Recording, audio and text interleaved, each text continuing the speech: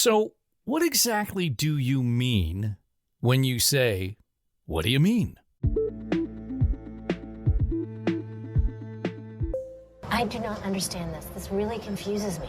What's that supposed to mean? What's that supposed to mean? What's that supposed to mean? I don't know what you're talking about. What are you talking about? What's that supposed to mean? Cultural anthropologist Ujwal R. Kalgood and Motive Base president Jason Partridge will tell you that perception and meaning are the primary pressure points that shape and create the world we live in. Inconceivable! You keep using that word. Let's explore why meaning matters. I don't think it means what you think it means. Now, here's your host, Aaron Trafford. All right, welcome back into Why Meaning Matters. And we've been talking a lot about myths. We've been talking about how myths inform our understanding and belief about certain truths of our time. Like big truths, like what gender means, the nuances of marketing and using language that isn't really a fixed thing, but rather more of a moving target. And so the last show, we tackled this conversation about feminism, and not really from a political standpoint, but rather from a meaning standpoint. And we dug into why, if companies and organizations are ignoring these shifts and these changes around what it means to be, for example, a feminist in 2021, then they're missing potential opportunities to connect with customers, to connect with the market. But I'm sensing there's something else at play here. And I think it's high time we actually bring our kids into this conversation, because kids, we know, are sponges for meaning, and they say the darndest things. And we know kids love superheroes. So what better playground is there to develop and foster these myths around gender, strength, power than superheroes and the stuff that our kids are absorbing day in and day out? So like Ujwal, Jason, like we all have young kids. So what is your take on this? Like, how can we use superheroes to have this conversation about culture and meaning? Yeah, I mean, it's a great question. Obviously, I think children just naturally take to superheroes, and it is it's an active conversation in our family, because I do think about this a lot, and I discuss this with my wife a lot about the types of superheroes that she's exposed to and what kind of implicit impact that has on how she thinks about, notions of bravery, strength, resiliency, and so on. And of course, one side of that equation is that a lot of superheroes, most superheroes are male or present themselves as male, and there's certain associations with that. And then the other side of the equation is that a lot of the female superheroes are presented in ways that also have significant problems attached to it, right? In terms of, they're all supposedly beautiful, have, the figure eight figures that are impossible to attain Short for skirt, most high boots.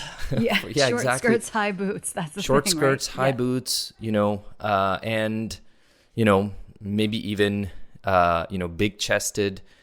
A lot of these are, I think, subtle cues that our children take, and it's it could be potentially damaging. So it's a big question to ask in terms of not just what our children are exposed to, but also how do we manage and control what meaning they take away from all of that? Yeah, Jason, what's your take? Well, I mean, it's funny, right? Because, I was obsessed with Batman when I was little. It was like my favorite superhero. I loved the dark story. I loved the background.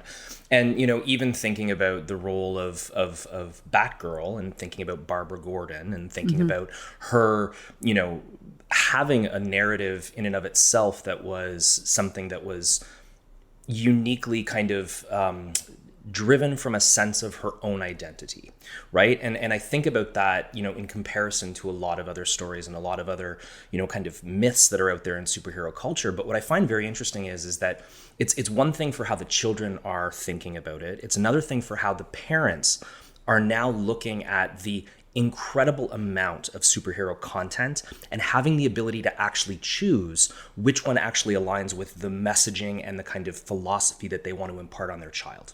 And I think that that's a really big kind of new thing that is starting to emerge in culture with things like the DC universe expanding, the Marvel universe expanding, the role of Disney in purchasing Marvel. Now, all of a sudden, it's not just about, Superman versus Batman. Now it's really about having all these different types of characters with all these different types of layers, with all these different types of approaches and philosophies that provide us to think a little bit deeper about what do these stories mean, but also what is right in regards to kind of the, kind of type of child that I'm trying to kind of instill with values that are important to me.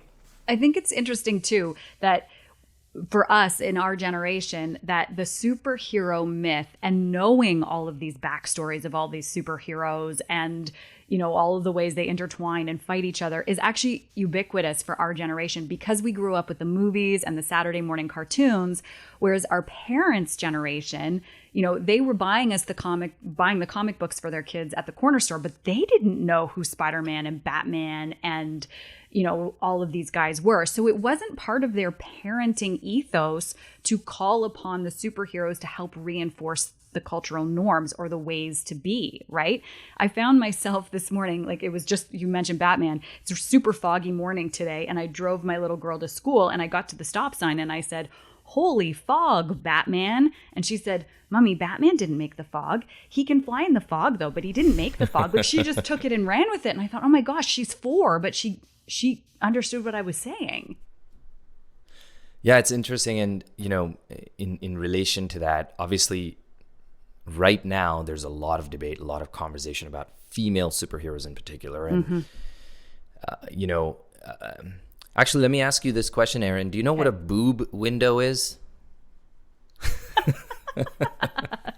Do I? Okay, I can guess what it is. Okay, yeah. Because when you mentioned big chested, I was going to say, listen, take it from me that I can guarantee there's no way you can do high kicks and rolling jumps unless they have perfected the superhero bra, which somebody needs to market because that doesn't exist, right? You can't do all that stuff with big boobs. So a boob window, that's the thing that shows their cleavage, right? Is that the thing in the middle of their uniform or their superhero suit? Just to show their cleavage. Yeah. We were recently doing some research studying the narratives, the meanings around female superheroes. Mm-hmm. And we found a lot of discourse around the topic of boob window. Now, the literal definition of that is that, female superhero costumes, instead of having an amazing crest in the middle, right around the heart, has a little slit so it can show some cleavage. Now, the literal interpretation of that is kind of sad that we still need to do that. But there's so much more to that because the implicit meanings associated with the boob window isn't just about the fact that we're marketing, sexuality with the female superhero. It's also about the fact that the boob window symbolizes a form of self-image that is unattainable and that young kids, especially young girls, are looking at and going, that's how I'm supposed to look if I want to be a superhero. So the boob window actually is a window into a whole culture, a whole conversation about self-esteem. And I think the reason why this is so powerful is we're saying it's not enough to just throw in a bunch of female superheroes. We also have to think about how they are represented, the implicit meanings that are communicated in what they say, how they present themselves, whether they have a boob window or not, and what that symbolizes. It also speaks from a symbolic standpoint to a lack of deservedness. And it's a subconscious and unconscious kind of question here. I mean, Ujwal made the point. If I'm Batman, I have my badge that sits across my chest. If I'm Superman, I have my badge that sits across my chest. If I'm Spider-Man, I have my badge that sits across my chest. The badge has been removed on certain superheroes that are female, and they don't get the badge. Instead, what they get is they get sexualized. And I think that, that's a very, very kind of subconscious, kind of symbolic kind of moment. But again, as you mentioned with your daughter in the fog, they're so quick to pick up on things. These are things that are going in. And, you know, again, I think one of the questions really comes down to the interconnected meanings that are linked back to these types of things. Because, you know, that child or parent that looks at how somebody is being expressed then ladders down to choices in fashion. It ladders to choices in food. Self-image is linked to so much of what we do every day, every week, every year, that these things are all interconnected. So the bigger question is that how are these symbolic moments that we are using in order to frame our expectation of ourselves and the expectation on the mask that we share to the world, how are those having a ... connection to all the other choices that are going to be made moving forward based on the expectation that we create for ourselves and for our children?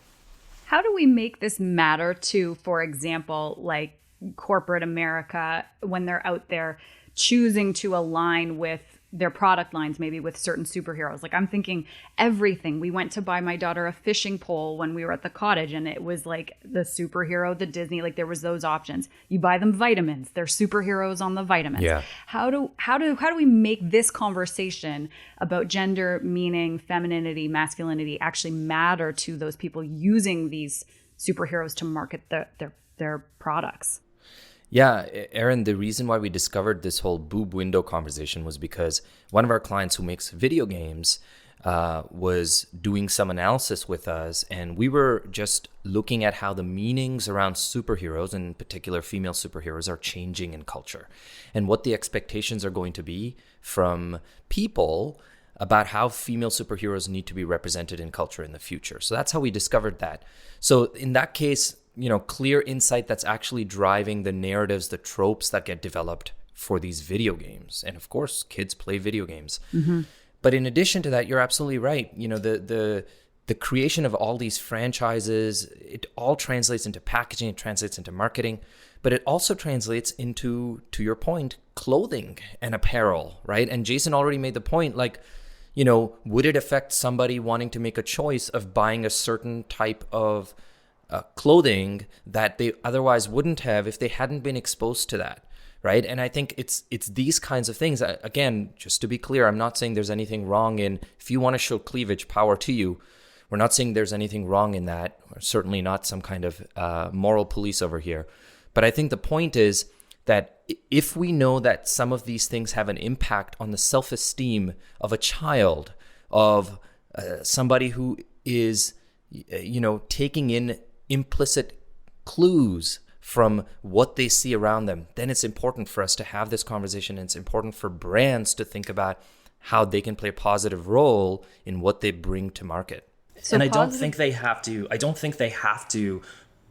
be connected to things that have to do with superheroes.